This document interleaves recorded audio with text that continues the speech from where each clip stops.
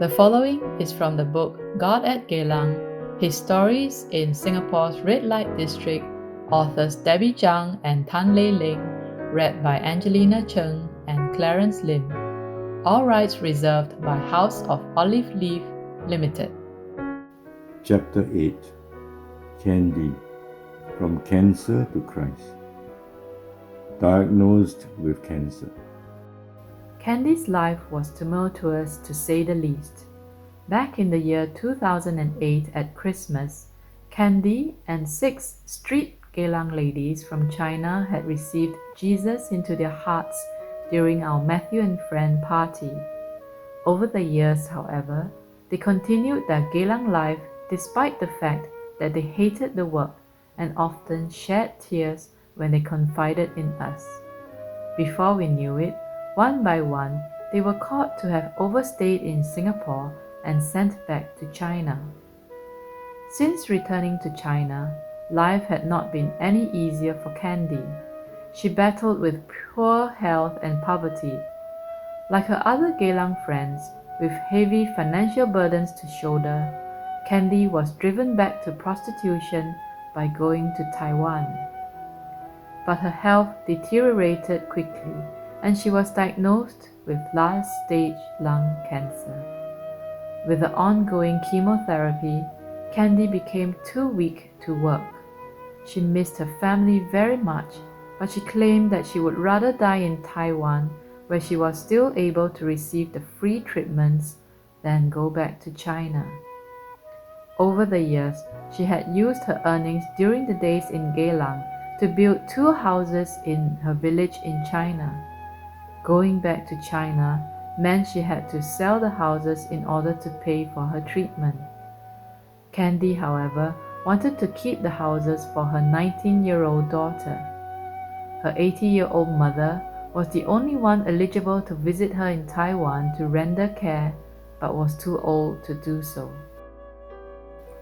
Decision to go to Taiwan. Although Candy read the Bible I sent her, there was no breakthrough in her negative thoughts. She had been asking why she deserved all the sufferings since she had not done anything bad. I began to seek God's direction about visiting Candy in Taiwan. That very day, the title for my devotional reading was Lasting Regret. Not wanting any lasting regret, I knew I had to make a trip to Taiwan. It was, however, a costly decision for me. Feeling so torn about having to leave my 3 young kids for 1 week, and with David's examinations around the corner, I struggled much and did not have joy or confidence about going. Yet I knew I had to obey God. The trip proved to be worthwhile. 4 days in Taiwan. Candy was evidently in high spirits when she received me. She looked good for someone suffering from cancer. She proudly introduced me to the people in that small town and said, "My friend from Singapore came all the way to visit me instead of sightseeing Taiwan." Candy's living conditions were devastating. In a container at a car workshop, with a cobwebbed toilet and shower room a distance away. I was both surprised and comforted to see that Ashui, her Taiwanese boyfriend, taking care of her. Candy confided that though he was unable to accompany her to the hospital, he would cook and bathe her when she had to rest on bed after the chemotherapy treatments. Earlier on, I had raised $1,450 to bless Candy. With another $50 from a sponsor I received 2 days before my trip, I bought milk powder for her as she enjoyed having 2 cups of milk daily. However, she refused to let me pay for any food or lodging. On the night before I departed from Taipei back to Singapore, she put all the money back into my luggage and only informed Helen, who received me in Taipei, about it when I got into the coach. When I asked her why she did not accept the love gift, in the most heart-wrenching tone, she replied, "I swear, that I will not let you give me any more money, as I had owed you too much." Another incident warmed my heart. Most of the ladies we ministered in Singapore before had not visited Candy when she was found with cancer, but they came and gathered in her village when they knew I was there. This brought much joy to Candy, who was very happy to see so many people around. May whispered to me that they were not sure if they would see Candy again the next year. "Will you pray for her?" She looked at me expectantly. All the ladies witnessed how in Singapore, God miraculously healed Helen of her pain she had suffered for more than 10 years with just a simple prayer. Then God opened a door for me to testify of His faithful provision for my family and me. The ladies remarked, "We still could not understand how you made it over the years serving God as a full-time volunteer." After I shared with them how God provided, Helen exclaimed, "So everything is still related to Daddy God? It is certainly all about Jesus Christ." Rededication to Christ. After the other 4 ladies had gone back to different places in Taiwan where they worked, I spent one night alone with Candy in the motel. She listened attentively to my sharing on why Jesus died on the cross. She looked obviously relieved after she rededicated her life to Jesus. Candy later told me that her mother, in her desperation, had dedicated her to Buddha in China after she was found with cancer. She confided, "I did not go to any temple because you treated me so well and you wanted me to be a Christian. But I also could not go to any church because my mother will be unhappy." I told her, "Do not go to church because you want to please me."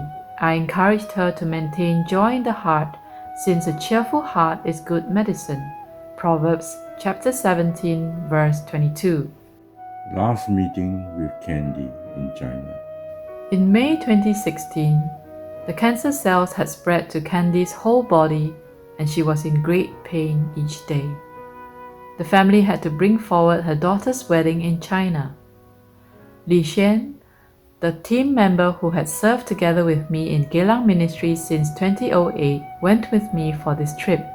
On the first day of our arrival, Shui, Candy's Taiwanese boyfriend, told us that he was very touched by our act of love from Singapore to Taiwan, now to China. Candy's elder sister hugged us and broke down in tears. The family witnessed Candy sleeping soundly for the first time after her home return after we prayed in tears on the day of our arrival. Taozi, a lady whom we reached out 8 years ago in Geylang, told me that she kept running away from me when I invited her for the English class fellowship at that time. I was ashamed to face God.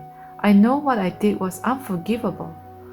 I told her that the amazing meeting with her was an expression of Jesus' unconditional love. "See, even though I did not remember you, Jesus did." Death and in His arms. Candy passed away on 22nd March 2017. After receiving the news of her death, I read Isaiah chapter 40, verses 9 to 17 again. I had posted these verses on my WeChat on 16 March 2017, and Candy had liked the post, which was the last time she did so. 2 verses deeply touched me again. Lift it up. Do not be afraid. Say to the towns of Judah, "Here is your God." Isaiah chapter 40 verse 9b. He tends his flock like a shepherd. He gathers the lambs in his arms and carries them close to his heart. He gently leads those that have young. Isaiah chapter 40 verse 11. We thank God for His faithfulness to take her away peacefully, according to what Shui told me. And our amazing God assured us through a Bible material that Candy is now in His arms on the next day of her passing on. In His Arms, 23rd March 2017. And God will wipe away every tear from their eyes. There shall be no more death, nor sorrow, nor crying. There shall be no more pain, for the former things have passed away. Revelation chapter 21 verse 4. This book, God at Geylang, documents stories of the Creator God who loves deeply every single life He creates, including the marginalized and downcast people group at Geylang. It is our prayer that you will be blessed by these stories. As God loves this special group of people, He loves you too. For this entire book of 12 chapters, or for this book in other languages, visit us at geylangministry.com.